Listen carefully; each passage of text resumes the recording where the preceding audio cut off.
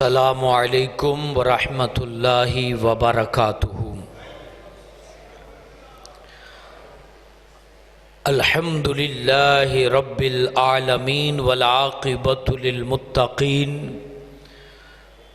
والصلاة والسلام علی اشرف الانبیاء والمرسلین، اما بعد فاعوذ باللہ من الشیطان الرجیم،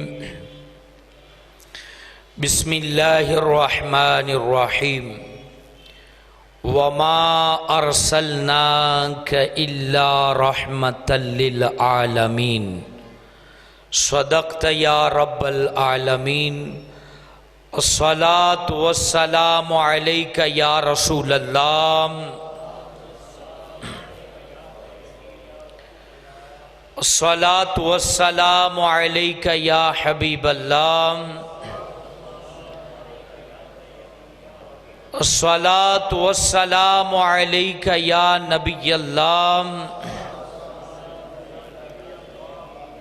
وعلی آلک واصحابک یا نور اللہ۔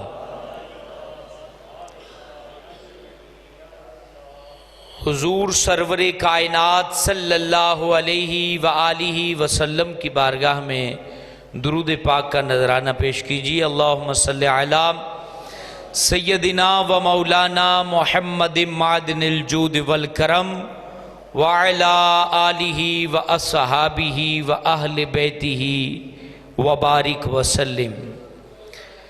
قابل صد احترام بزرگوں اور نوجوان ساتھیوں، ماہ ربیع الاول کا چاند نظر آ چکا ہے۔ دنیا بھر کے مسلمان اپنے پیارے نبی حضرت محمد الرسول اللہ صلی اللہ علیہ وآلہ وسلم کی ولادت کی خوشیاں منا رہے ہیں۔ پہلے بھی مناتے رہے، اب بھی منا رہے ہیں، قیامت تک مناتے رہیں گے۔ حضور فخر عالم صلی اللہ علیہ وآلہ وسلم، آپ کی ولادت باسعادت پوری انسانیت کے لیے عظمت، عزت اور شرافت کا سبب ہے۔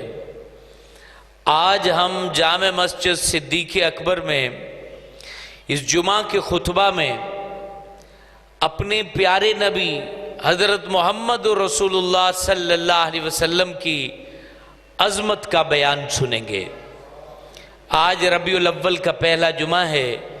حضور صلی اللہ علیہ وسلم کی عظمت کیا ہے؟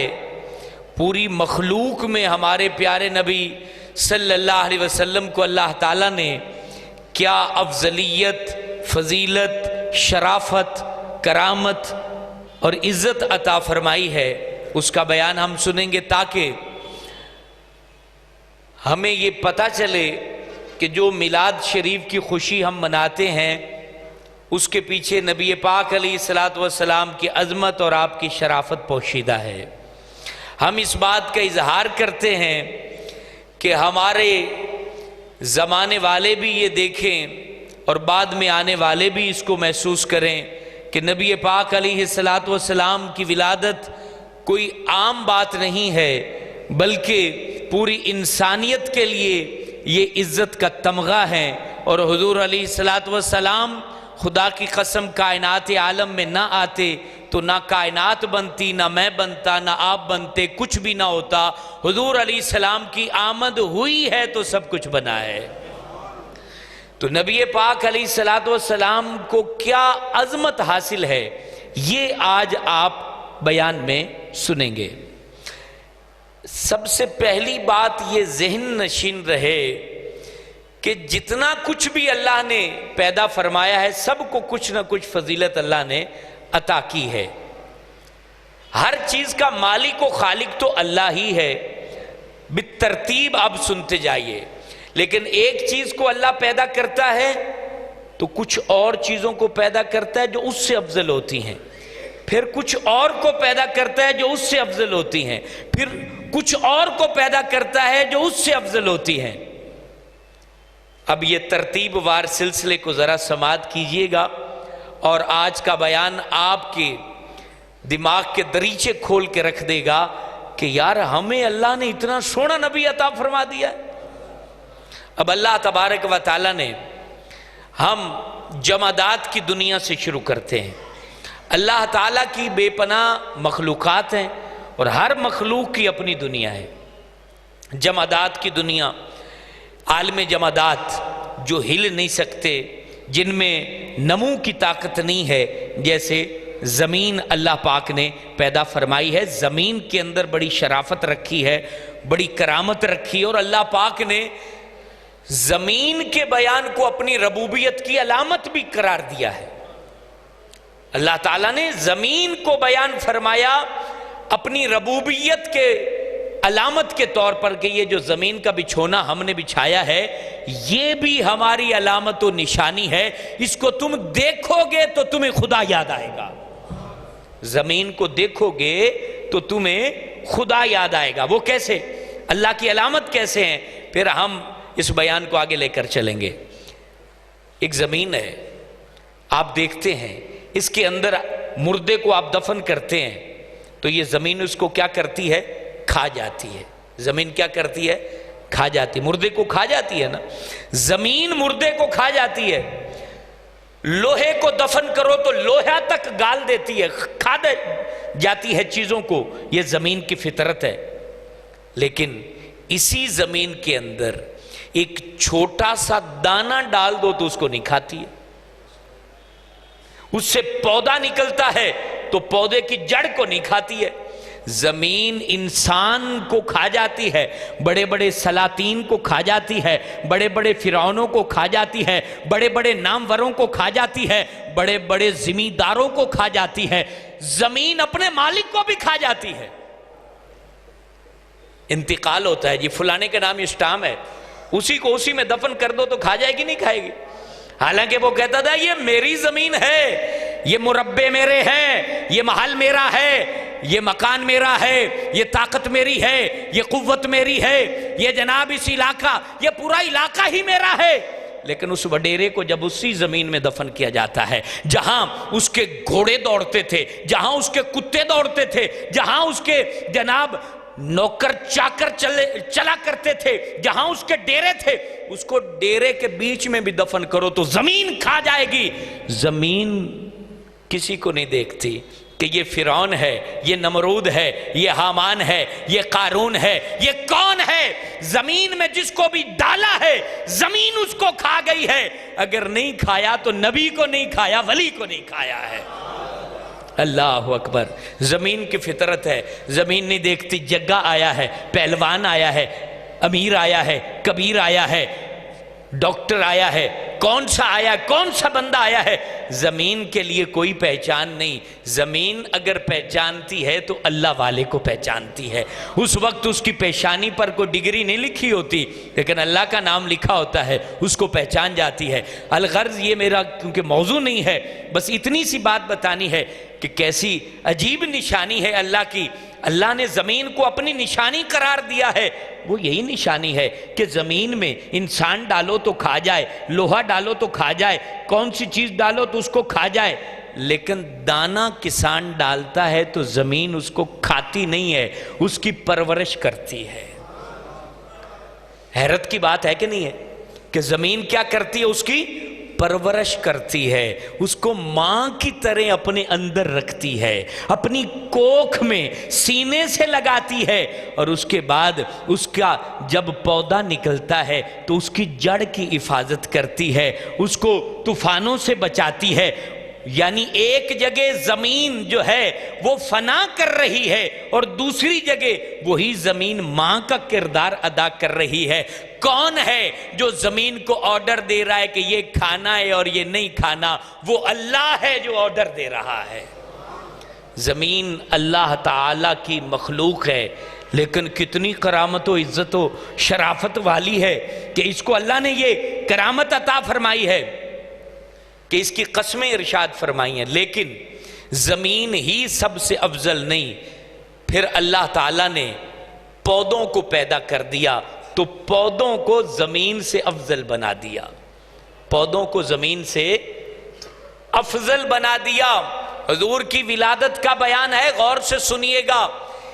اس پہلو سے آپ نے حضور کی ولادت کو سنا نہیں ہوگا، آج ذرا سنیے اور زندگی بھر کے لیے اس کو محفوظ کر لیجئے۔ زمین بڑی سونی پیدا فرمائی، اپنی علامت قرار دیا، پھر پودوں کو پیدا کیا تو پودوں کو زمین سے زیادہ عزت عطا فرمائی۔ کیوں عزت عطا فرمائی؟ کیونکہ پودوں میں نمو کی طاقت اللہ نے رکھی ہے، وہ نشو و نما کرتے ہیں۔ جب یہ پودے زمین سے افضل ہوئے تو زمین ان کے تابع ہو گئی، زمین پودوں کی خدمت پر لگ گئی۔ کیونکہ پودے اس سے افضل ہیں۔ ہر افضل کو جو ہے مفضول اس کا خادم بن گیا، وہ مخدوم بن گیا۔ اور اس کے بعد اللہ تبارک و تعالیٰ کی مخلوق ہے، جانور اللہ نے پیدا کیے ہیں، تو جانوروں کو اللہ نے پودوں سے افضل بنایا ہے، درختوں سے افضل بنایا ہے۔ کیوں افضل بنایا ہے؟ کیونکہ یہ جانور چل سکتے ہیں، جانور چل سکتے ہیں، پھر سکتے ہیں، ایک جگہ سے دوسری جگہ جا سکتے ہیں، ان میں یہ طاقت ہے۔ اس لیے جانوروں کو پودوں سے افضلیت ملی، کیونکہ درخت چل نہیں سکتا ہے، درخت اپنی جگہ چھوڑ کے جا نہیں سکتا ہے، اپنا رزق تلاش نہیں کر سکتا، اس کا رزق اللہ پاک نے جو ہے زمین کے اندر ہی رکھ دیا ہے۔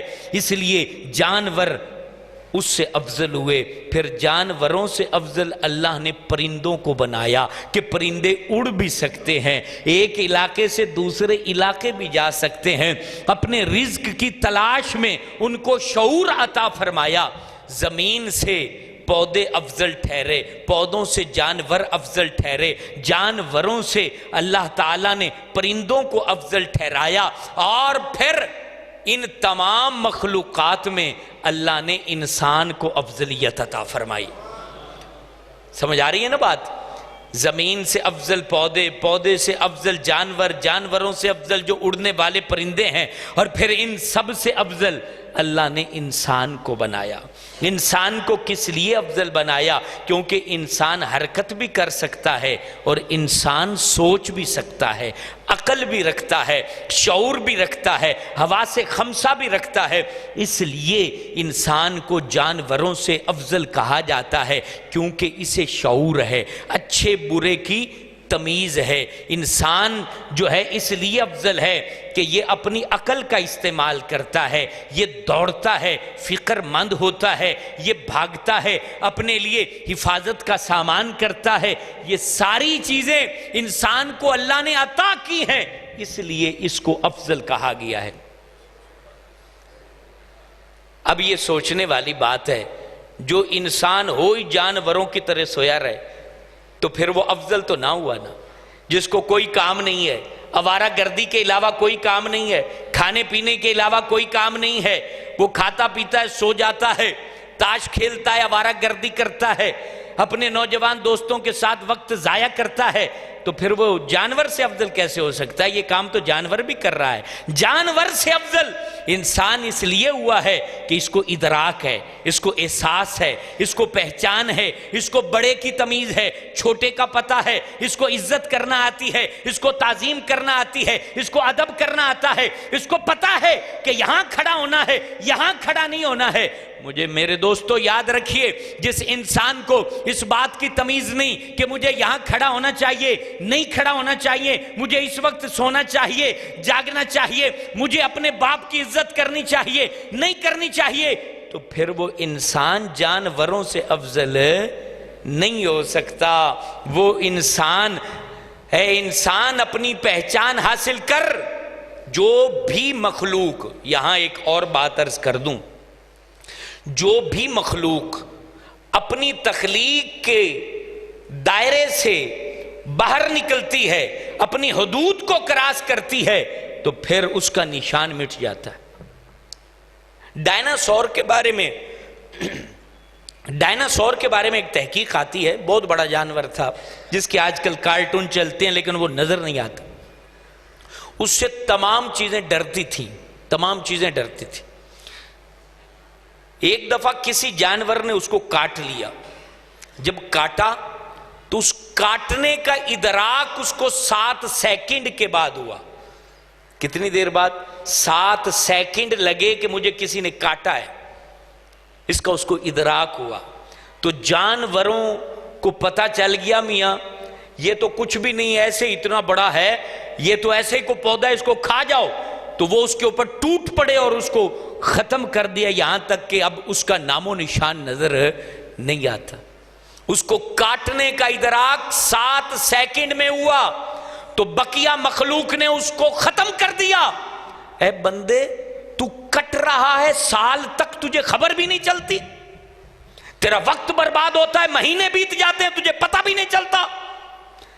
تجھے کوئی کھا رہا ہے، تجھے گھن لگ چکا ہے، پتہ بھی نہیں چلتا. جو بندہ ادراک نہیں رکھتا نا، دنیا داری میں بھی وہ برباد ہو جاتا ہے، دین داری میں بھی وہ برباد ہو جاتا ہے. یہ تو اس کی بات ہے جس جانور کو 7 سیکنڈ لگے کہ مجھے کسی نے کاٹا ہے. تو میں اور آپ تو سالوں بتا جاتے ہیں، ہمیں پتہ بھی نہیں چلتا کہ ہم کیا کر رہے ہیں، ہمیں کہاں پر نقصان پہنچ رہا ہے. مجھے بتائیے میرے دوستو، جس کی فصل ہو اور فصل کے سارے کونوں کے اندر جو ہے اس کو چھوٹے چھوٹے سوراخ ہو جائیں، پانی رستا رہے اور وہ خشک ہو جائے اور کسان کو پتہ بھی نہ چلے، تو پھر وہ نفع تو نہیں اٹھائے گا نا، نفع تو نہیں اٹھائے گا. خبر رکھنی پڑتی ہے کہ مجھے کہاں سے کس نے کاٹا ہے، میں کہاں پر نفس کے کاٹنے کا شکار ہو چکا ہوں اور کہاں شیطان کے کاٹنے کا شکار ہو چکا ہوں. یہ تو دینداری کی بات ہے. ہم جس صدی میں زندگی گزار رہے ہیں، لوگ ایک ایک سیکنڈ کی قدر کرتے ہیں. امت مسلمہ آج انتظار کر رہی ہے کوئی آئے اور ہمیں عروج کی بلندیوں تک پہنچا جائے، کوئی آئے اور ہماری جناب عزت کا تاج واپس کر جائے، کوئی آئے اور جناب ہمیں جو ہے وہ تمام عزتیں جو صحابہ تابعین تبع تابعین کے پاس تھیں وہ ہمیں دے جائے. ایسے عزتیں نہیں ملا کرتی. ان کی تو شامیں بھی گھوڑے کی پیٹھ پر ہوا کرتی تھیں اور ان کی راتیں بھی گھوڑے کی پیٹھ پر ہوا کرتی تھیں. انہوں نے سب کچھ یہ شان و شوکت حاصل کرنے میں بتا دیا. لیکن آج ہماری نسلیں اس موبائل پر ساری رات گزار دیتی ہیں، کوئی کام نہیں کرتی. دن بیت جاتے ہیں، رات بیت جاتی ہیں، ہمارا بچہ 6 مہینے فارغ گھومتا رہتا ہے، نہ ابے کو پرواہ، نہ اماں کو پرواہ، نہ اس بچے کو پرواہ. تو زمانہ اس کو کھا نہیں جائے گا، زمانہ اس کو مٹا نہیں جائے گا. نام کام کرنے والوں کا ہوتا ہے، سونے والوں کا کبھی نام نہیں ہوا کرتا. کیونکہ ہم یہاں صرف کسی مسلک کی ترویج کرنے کے لیے نہیں کھڑے ہوتے، ہم معاشرے کو بھی ترتیب دینے کی بات کرتے ہیں. آج وہ نوجوان سنیں، وہ والدین سنیں اور وہ یہ میری بات اپنے دل پر لکھ لیں. یہ بزرگ فرماتے ہیں، یہ لکھتے ہیں کہ جس بندے پر سورج فتح حاصل کر لیتا ہے نا طلوع ہونے میں، وہ بندہ کبھی بھی بڑا نہیں بن سکتا. سورج کیسے فتح حاصل کرتا ہے؟ یعنی حضرت صاحب سو رہے ہیں اور سورج طلوع ہو رہا ہے، اور جب فرشتے رزق بانٹنے آتے ہیں تو سو رہا ہوتا ہے. جس پر سورج فتح حاصل کر گیا وہ بندہ کبھی بھی معاشرے پر فتح حاصل نہیں کر سکتا. یہی وجہ ہے بڑوں کی اولادیں بے نام کیوں ہوئی ہیں؟ اسی لیے ہوئی ہیں جو بڑے تھے، چاہے وہ دنیا دار ہوں یا دیندار ہوں، چاہے ولایت کی راہ پر چلنے والے ہوں یا تجارت کے راستے پر چلنے والے ہوں، چاہے وہ کوئی بھی بڑا نام ہو، اس کی ہسٹری اٹھا کے دیکھیں، وہ تہجد میں اٹھا کرتے تھے، نہیں تو فجر میں اٹھ جایا کرتے تھے.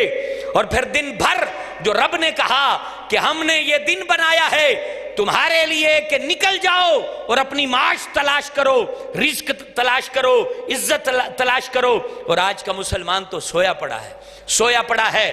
چین نے مارکیٹ کے اندر جناب کہتے ہیں بہت بڑا نام کما لیا، جاپان نے نام کما لیا، فلاں نے نام کما لیا. وہ ایک ایک سیکنڈ کی قدر کرتے ہیں، ایک ایک سیکنڈ کی قدر کرتے ہیں. ہاں وہ اپنی جگہ پر برے ہوں گے کہ کیونکہ ان میں ایمان نہیں ہے یا اخلاقیات نہیں ہے، لیکن وقت کی قدر کرنے والے کا نام بنتا ہے. اے بندہ مومن، اللہ نے تو کہہ دیا وَلَقَدْ وَلَقَدْ كَرَّمْنَا بَنِي آدم، اے آدم ہم نے تجھے تاج کرامت عطا فرمایا ہے۔ یہ اللہ نے کہا ہے قرآن میں کہ اے انسان میری مخلوق بہت ساری ہے لیکن میری کرامت کا تاج وہ تیرے سر پر سجا ہوا ہے، میری عزت کا تاج میں نے تمہیں عطا فرمایا ہے۔ وَلَقَدْ خَلَقْنَا الْإِنسَانَ فِي أَحْسَنِ تَقْوِيمٍ، میں نے سونی صورت میں تجھے بنایا ہے، تیری آنکھ بھی سونی بنائی، تیرا ناک بھی سونا بنایا، تیری زبان بھی خوبصورت بنائی، تیرے لب و لہجے کو بھی پیارا بنایا، تجھے الفاظ کو ترتیب دینے کا ڈھنگ بھی دیا، تجھے بات کرنے کا طریقہ بھی دیا، تجھے سلیقہ بھی دیا، تجھے زندگی گزارنے کے سارے بہترین اصول دیے، اور تجھے فن بھی دیا کہ تجھے میری مخلوق کو فتح کیسے کرنا ہے، تجھے میری مخلوق کو جھکانا کیسے ہے، تجھے میری مخلوق سے فائدہ کیسے اٹھانا ہے، تجھے طریقہ دیا کہ تو اگر میری نعمت کو، میرے وقت کو